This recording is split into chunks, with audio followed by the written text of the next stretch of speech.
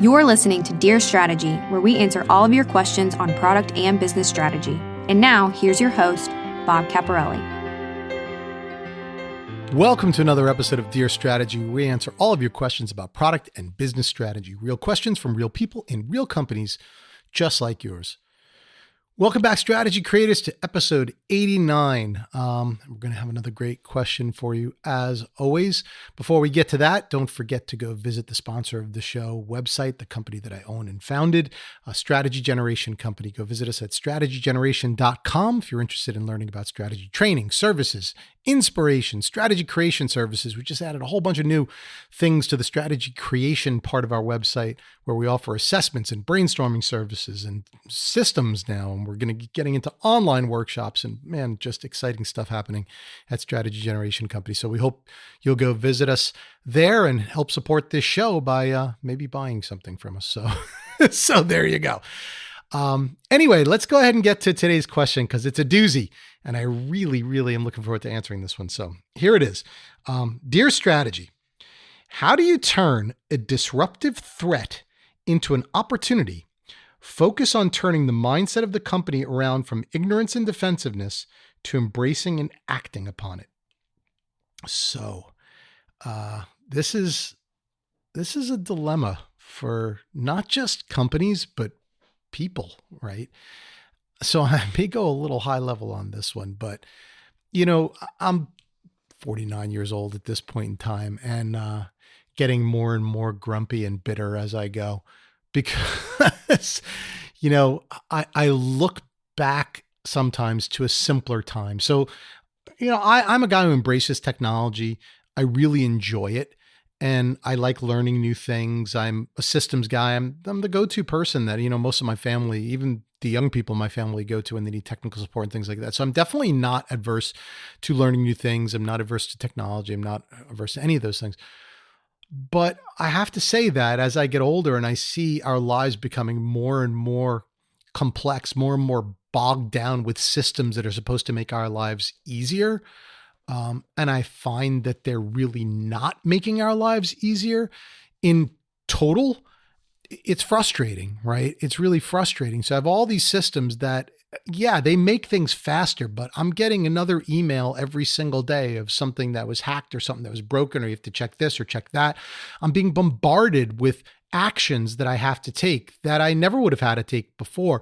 So my life is, getting quote unquote more convenient, but it's actually getting way less convenient because, just like my wife said when we were buying a new washer dryer or whatever, like, I want not a lot of bells and whistles, because the more bells and whistles that we get, the more things that break. And I think that's true, right? Like, it's true of our lives. Our lives are full of bells and whistles. They're full of systems. They're full of automation. They're full of things that should go smoothly, but don't. And when they don't, they make our lives harder. So why am I saying all this? Because, I've lived nearly 50 years and I've seen a few things. And so it's really going to be easy for me to say, well, when I was young, we didn't have any of this stuff and it was a better time and blah, blah, blah, blah, blah. And some of me is going to be right. And some of me is going to be really, really wrong. And I have to take a step back and look at that and say, okay, what part of me is right? What part of me is wrong? And try and act on the stuff that's right and reject the stuff that's wrong. And we all go through this. And the older we get, I fear the more we go through this, right? And again, we're half right and half wrong. Well, the fact of the matter is, and the reason I bring this up because it's very relatable for all of us, right? But companies go through the exact same thing. Most companies who've been around for some period of time, they've had some success based on something they did really, really well at some point. And now the world is moving on. The world is changing. And a lot of the leaders of the companies that had success are going to be likely to say, the world's moving on, but we were really successful doing it this way. And a lot of people still like it this way. And so we don't want to change, right? And it's a real problem. And again, just like with people, those companies are usually 50% right and 50% wrong. Like, the new way isn't always the best way. And maybe there's still some things you should be hanging on to, but you can't wholeheartedly hang on to those things because then you'll fail. So it's this 50-50 split. Now, if we get into the psychology of why we do this, by the way, it really has to do with our comfort level. Like, it's really difficult to learn new stuff. It's really difficult to embrace new stuff. The easier road is just to say, hey, I'm going to do what I'm comfortable with. For years, I was with a company that was teaching product management, and, without talking too deeply, it was a great company and have nothing but good things to say about the company. But we were started in a time when product management had nothing to do with agile, right? It was all waterfall. It wasn't digital. It was all these things. And there was a real baseline and a real foundation to doing product management that way. And we continued to teach it that way. And everybody that we hired, including myself, that's how we were brought up in product management. And we embraced that way of doing it. And when it came time that we had to kind of start shifting gears because the whole world was going digital and the whole world was going agile, even though we knew that that was the right thing to do and the right way to go, it was a lot easier to say, nah, the world's not really going that way, or no, that's not the way to go, or no, agile's got a lot of problems and we should stick to our way. What we were really saying is, we're comfortable. We know this. We don't want to have to change everything that we're doing. It's a lot of work. And so once we realized that that was what we were doing, we started to shift. And once you start to shift, then you can start taking the best of both worlds. You can say, okay, what's good about what's happening today or what's happening in the future?